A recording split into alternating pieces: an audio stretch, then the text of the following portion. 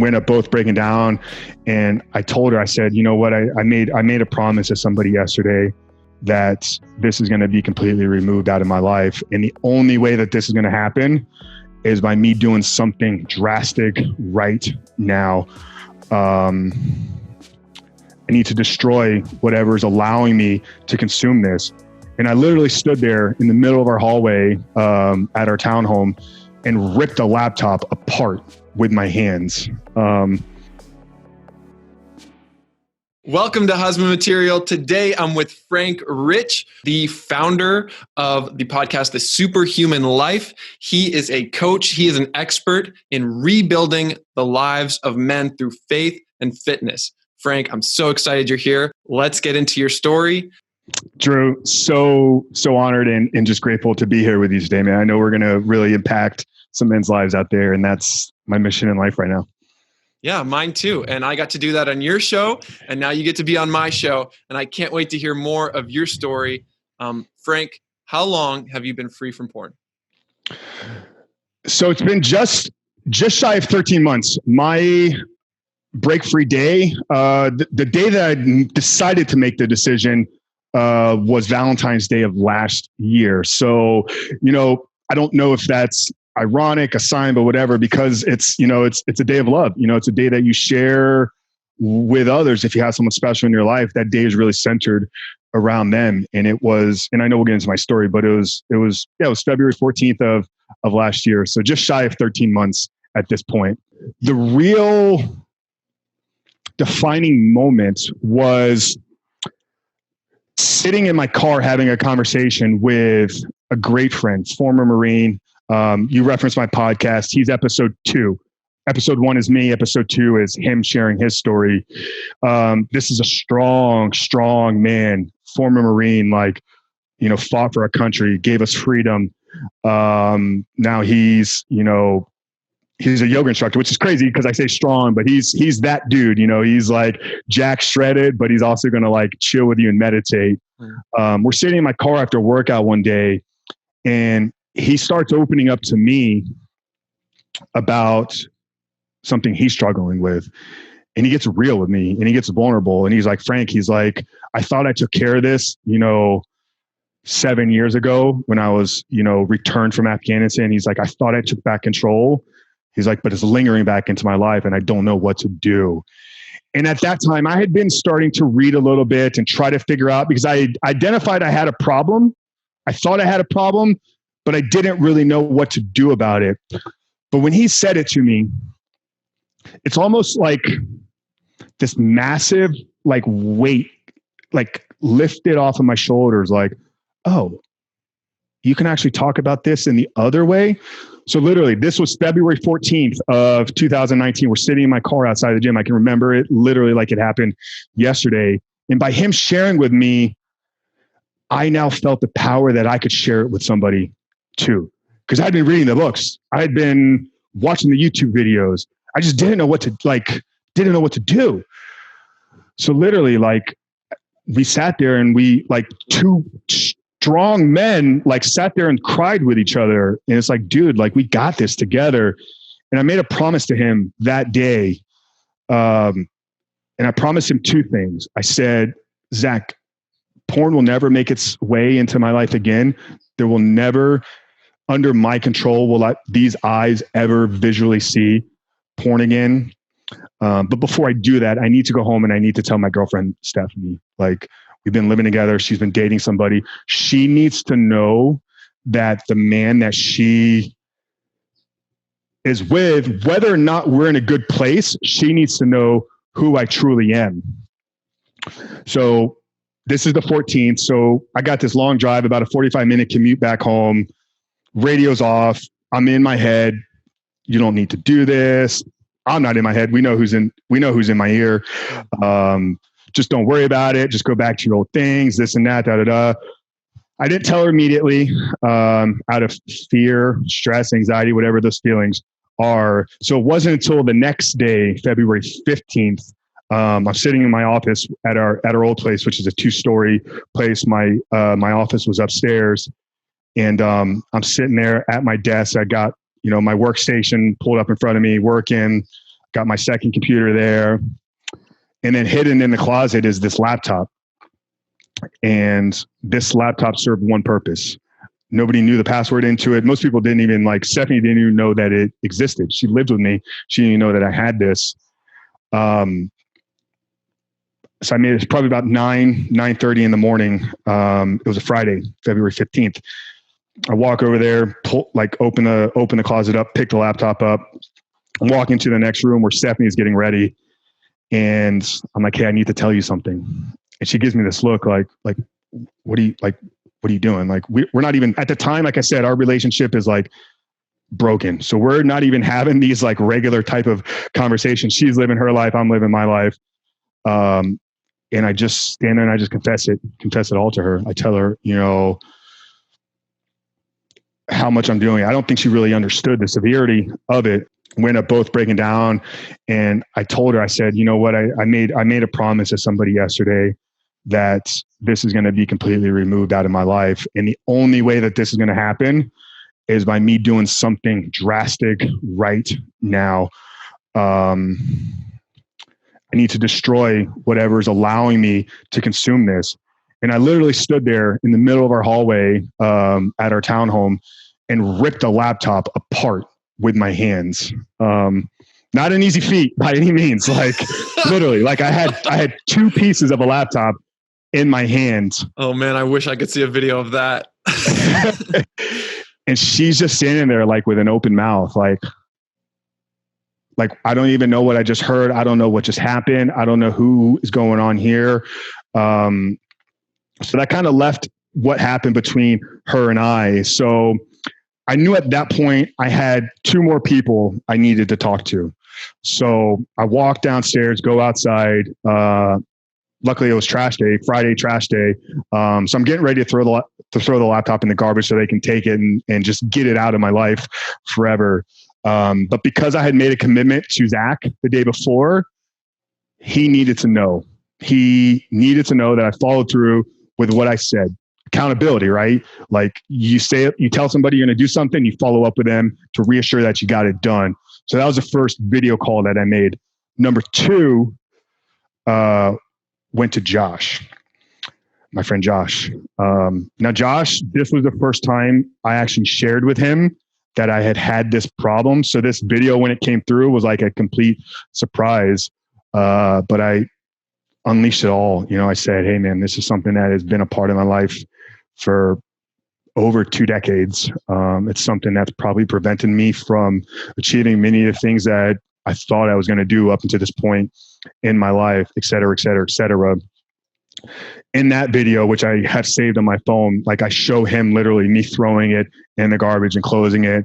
And as that video ends, it's one of these moments. It's like anytime I'm struggling, like with moving forward in my life right now and what I'm trying to do, I go back and rewatch this because the power of the end of that video, because I pause and then I look so hard into that camera. And it's like, Josh, I don't know what this means or what's going to come, but today signifies something amazing is going to happen. It's like, I mean, it gives me chills, like thinking about it, because the feeling that I had at that point of being able to get it out, but also knowing what I've been able to do since that day, it just changed my life. So, I know that was super, super long. That story makes me so happy because sometimes guys will make a promise and say, okay, God, I'm never going to watch porn again. Okay, girlfriend. Okay, best friend. I am done. Today's the last day. This is a new start. And then they do nothing. Mm. What you're telling me is you not only spoke that, you then took massive action. Yeah. You broke your laptop. You put it in the trash. You opened up in the most vulnerable way to the people who knew you best, and they still loved you at the end of it. I mean, that is a promise with power. Yeah. And that's not the end of your healing story or the end of anyone's healing story. That's just the beginning. And it's such a powerful beginning when you line up that intention with action and removing access to back it up. Some guys, they need to destroy their phone. They need to destroy their laptops, and they're not ready for it. But what I'm hearing is you had such a powerful start to your recovery that the momentum carried you forward. Yeah. I want to interject here though, because guys, if you're going to make this decision and you're going to follow through, with a commitment to God, remember that there's somebody or something, or there's an enemy out there that's going to try to attack you. So I want to interject here though, because guys, if you're going to make this decision and you're going to follow through,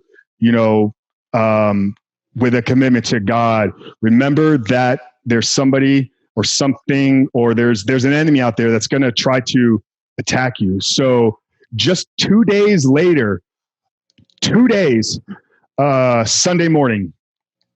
Now this is the first time in a really long time I'd gone, more than probably 12 hours without masturbation and release. So I'm like pent up, like anger, aggression. Yeah. Steph and I get in kind of like a little, no other word to call it other than an argument, fight. So we get in this massive kind of argument, and the anger and rage starts to make itself present inside of me. And I didn't have anywhere that I know I could go release. So it's like, what do? I got to do something physical. So I start screaming, I start yelling. I mean, just trying to intimidate and scare everything out of her. And I just want to make it very clear. I would never place my hands on a woman. Even at that time in my life, I would never touch a woman, but that doesn't keep me from touching walls. So I'm standing there next to the wall, and I literally like start to like pound my fist through the wall. And on the third shot, like I hit the 2x4, like the, whatever it's called in the wall, like the solid piece. It's not drywall, but it's like solid wood. And I end up like literally dislocating every single like metacarpal in my hand. So you got 5 metacarpals that all attach to your finger joints. They all just slide over, and I had this massive ball on the side of my right hand. At that moment, I kind of just collapsed, like down on the ground. I start screaming. I'm just like, leave me alone. I'm done with you. I'm done with this. I don't want to be here. Like at that time, at that day moment, like you could have just taken me, and I don't think I would have cared. Like that's how much of the anger had gotten control of me. But you said something when you were, just kind of recapping my story. Like I shared it with people that I loved and that loved me, and they stayed. Here's a moment in time where Stephanie had an easy decision she could have made. Easily could have taken her stuff and said, I'm done with you. You've been lying to me. Look at what you're doing to yourself now. This is not going to do anything. This doesn't do anything for me. She could have easily just taken that opportunity right then and there to just walk out of my life. And I don't think I ever would have had a reason to blame her. Like she had every right in the world to just leave me there broken on the ground. But she didn't. At this moment, like literally after I'm trying to like intimidate her and I'm hitting walls and destroying things, she picks me up off of the ground. She said, "You're being an idiot. Stop it. I love you. And I'm going to take care of you." And, she sat there with me for like 9 hours in the emergency room when they figured out what was going on with my hands. It's crazy because by that point, like something different had gotten inside of me. That point where they took me in the back of the hospital, they're like checking my heart rate, and it was like in the low 40s. And they're like, how is this even possible? Like, how is your heart rate like 42? Your hand is like shattered. You should have all this adrenaline. And the only thing is like, I think at that moment, it was like the Holy Spirit had hit me, and it just had like put me in this calm sense that I knew that if I could get through this and I could get through what we've gone through, that I got Jesus on my side, and nothing is gonna stop me. So, it started with a high, but 2 days later it hit a low, and then, it's been remarkable since. Absolutely. And when you take a stand against porn in your life, you become dangerous to the enemy. You become a target, and you will face opposition. The other thing that side of the story tells me is on the one side, there is this healing from the outside that we all need, of taking massive action. There's also healing from the inside. There was still so much anger. There was so much unresolved emotion and energy that now it had no place to go. Yeah. Porn was your pacifier, and you were using it to soothe and to deal with those emotions. And now the pacifier's gone. And man, it sounds like you really destroyed that wall. Yeah. We don't live there anymore, so it got taken care of. Well, Frank, after your hand got fixed and life went on, what happened next? Yeah. So the first thing is Stephanie and I committed ourselves to a church. Like I said, I was months removed from, starting my walk with Christ. I was months removed from surrendering my life, and I needed a place that I could call home. And, we're so blessed to have found that in Grace Family Church here in Tampa, Florida. So that was one is we found a place that we could continue to surround ourselves with the right types of people. Because of how good it felt with Zach and having that conversation, I felt I wanted to share it with every guy that I knew. So I started literally, like, this is how I felt. So I started with like my closest friends. Well, because I was walking around for 9 weeks with a cast on my hand, the question always came up, like, what happened? So it kind of, was an open door to me to explain what I was going through in my life. So I began to share, and I began to, what I've now, kind of use a term, like I just began to open my heart, instead of being this masculine 250 pound, Jack Tan bodybuilder that was like just a stoic and a shield to the world, like nothing could penetrate him. I began to let people know, man, like, hey, whether you've known me for a year, 5 years, or 2 decades, there was a little boy that was crying on the inside. And a lot of what I was doing and portraying to the world was because I was trying to suppress that. I was trying to block it. So that was really the first 2 things. It's like we found a place we could call home so we could continue to work and regrow our relationship. But I began to share it with other men. And what really blew my mind is every single guy that I did, it didn't matter if he was, successful CEO of, $10 million plus year company, or, the producer at the church that handles like the audio stuff. Like no matter who they were, they fell into that spectrum. By me sharing with them, it gave them that power to say, dude, like I was there like just 6 months ago. Like, let's talk about this. And the amount of men that broke down in tears with me, whether it's through a Zoom call like we're doing today, or, sitting in a Starbucks, or, just on the phone, like, dude, it was so empowering, man. It just felt like, wow, like, okay, like I'm not like this weird, like creature thing person, whatever. Like, yeah, I was like strong. I, did these bodybuilding shows. I lifted all these crazy weights. Like I had all these accomplishments that I thought really meant something. But at the core, I was just like a broken person like everybody else. Everybody. Dude, that was like, I mean, changed my life. Not a single person that you shared this with never struggled with it? Never. And none of them looked at me like, what are you talking about, dude? Just go, like, just man up, or man up. Like, no. That's how we imagine they'll respond. Yeah. So yeah, I just, so those were the first two things that we did. Began to rework on ourselves. We had a trip planned with some couples, and getting away into nature was amazing because we got to completely disconnect from the crazy world that surrounds us every single day. But the real empowering part was like that sharing of what was going on with other men, and not being fearful of being judged or them telling me to shut up and man up or whatever. Super, super empowering, which is, like what we're doing here, I guess. Yeah. Yeah. Oh, I love it when we can take that deep breath out. Yeah. Know that we're not alone, that our deepest, darkest secrets don't disqualify us Mm-mm. from being loved and Amen. from enjoying life. So, Frank, now you're helping other guys do the same thing. You help men rebuild their lives through the power of faith and fitness. And I think a lot of people listening to this podcast know about how faith can help them quit pornography and grow out of their sexual behavior. What about fitness? Yeah, great question. You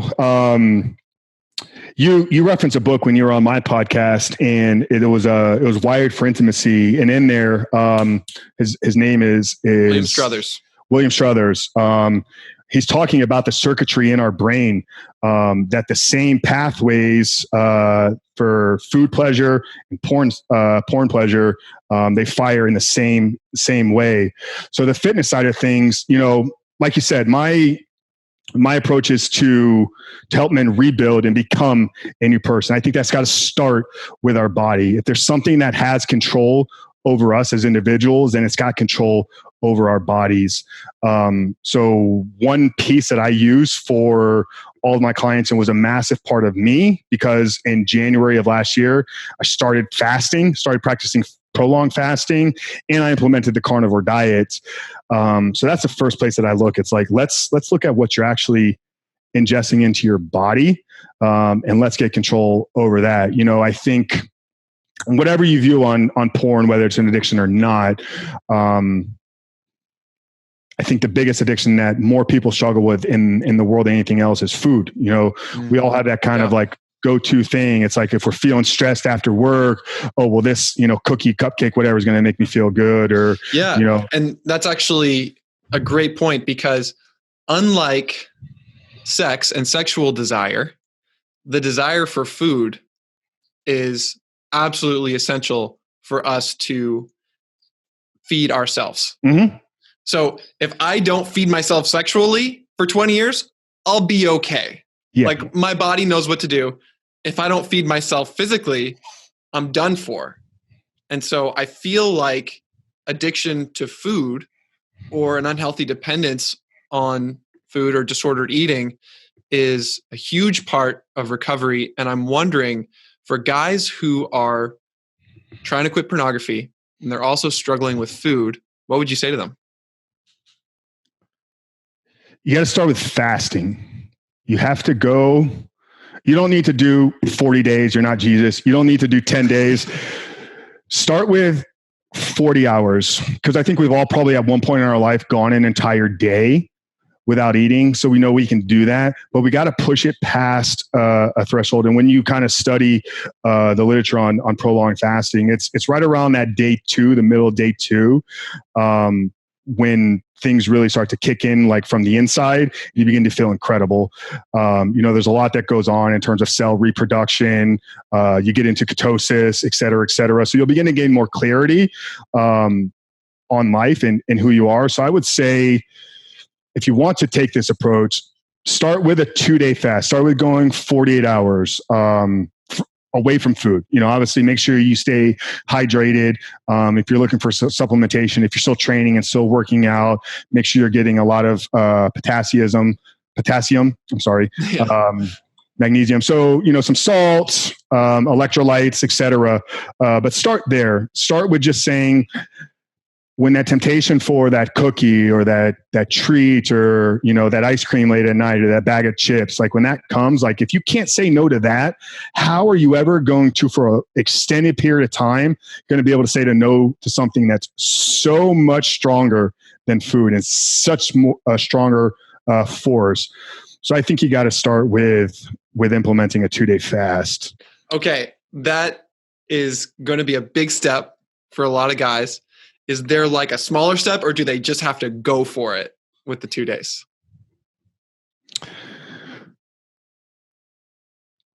I mean, I don't think that 24 hours is gonna be effective enough. You can condense it to 40. 40 hours. Okay, I like that because, then it's like my version of Jesus.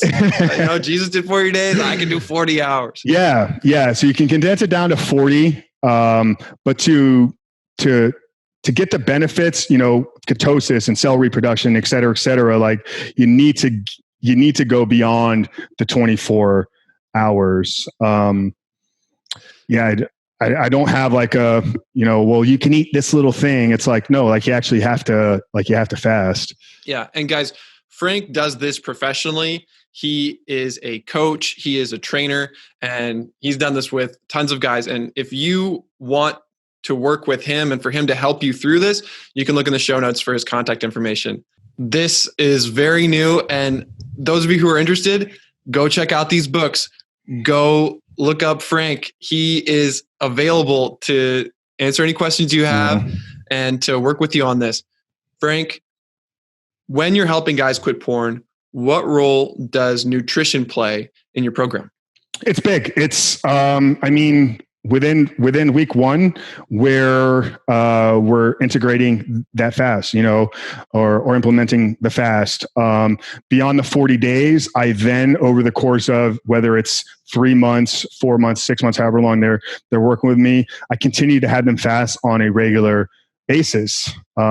Just because I think you need to keep reconditioning that discipline, kind of going back to, like, if you can't say no to the cookie, like, you're not going to be able to say no to the breast, not chicken breast, but you know what I'm talking about. Yeah.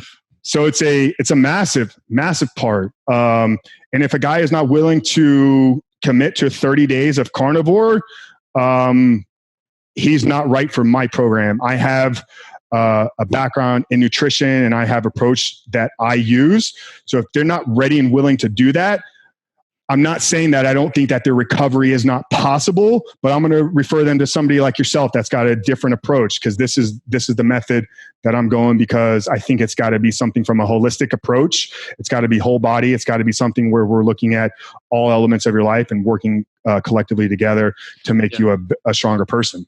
So what would you say to a guy who is going into his brain, going into his psychology and his spirituality, focusing on his faith, focusing on trying to understand his sexuality, but he's not changing any of his physical habits? What would I say to him? Yeah. Well, is he struggling with making progress in what he's doing? Like, are all of those other things still not working? If that's the case, then I think we have to look at what we're putting in the reactions that occur. Like, we have to understand from a scientific standpoint, like, when we ingest something into our bodies, there's chemical responses occurring all over the place. Food triggers a response in your brain. Food triggers a response in your gut microbiome, which is literally a second brain in your body. Inflammation can cause stress, which can cause depression, which can cause, now you don't feel good. So your place to where you're going to go to make yourself feel better is going to be watching pornography. So if all of the other things that you mentioned are not working, let's look at what we're ingesting and putting into our body. And once again, taking that holistic whole body approach here, that's what I think. Yeah, I think this is a breakthrough, man. This is not something that I talk about very often with people, or that I hear from other recovery communities or other experts. I mean, we're talking about the psychology, the spirituality, you got to talk to other people, but we haven't focused very much on nutrition and on physical fitness. So, like, how do you help people begin to develop a new lifestyle when it comes to food and fitness? So in the process of our initial extended fast, I walk you through a process of designing your life moving forward without porn. I have a saying that I say all the time, like, if you want to end your addiction to porn, you have to become the person that's no longer addicted to porn. But if we don't know where we're trying to get to, then we're just winding down an endless path, and we're going to lose easily. We're going to be able to lose sight of it and veer off the path. So in that initial process, it's like, we're going to actually say, okay, like, let's identify if we're able to, like, I'm going to do everything I can to work with you to get you out of this, but you're going to have to put some work in too. So if we can overcome this, where can you go? Who can you become? Let's start defining who you can become. What are all the things in your life that your addiction to porn and your regular consumption of pornography is preventing you from achieving? So let's identify actually what we want out of our lives. 5 years. Let's reverse engineer that back to 3 years. Let's even take that even further to 1 year. So now we have actually incremental steps to work towards. Frank, what is your favorite part about being free from porn? Feeling limitless. You know, Woo, that's a big answer. If I kind of look back, man, you know, like, I accomplished a lot, you know, in terms of bodybuilding and starting and launching not one, but multiple businesses in my life. And I mean, even like sports and just being a person of influence that I thought I was at the time, like, nobody would ever looked at me and said, that dude doesn't have like a pretty good life. You know, like, I was really good at showing like it was really, really good. But even with everything I was fighting with and dealing with, I still was able to accomplish quite a bit. But now, like I said, there's nothing that I believe that's going to stop me if I can get really, really clear on what I'm trying to do. Knowing who's in my corner, I feel limitless. Wow. Oh man. Which is why the podcast is called The Superhuman Life. Awesome. There you have it. The Superhuman Life. When you get free from porn, that one limit. I love how you called it a limit. It's the one thing that's holding so many of us back. We're succeeding in different areas of life, but we feel like we're failing in this one. And if you can quit this one, then there are no limits and you can live a superhuman life.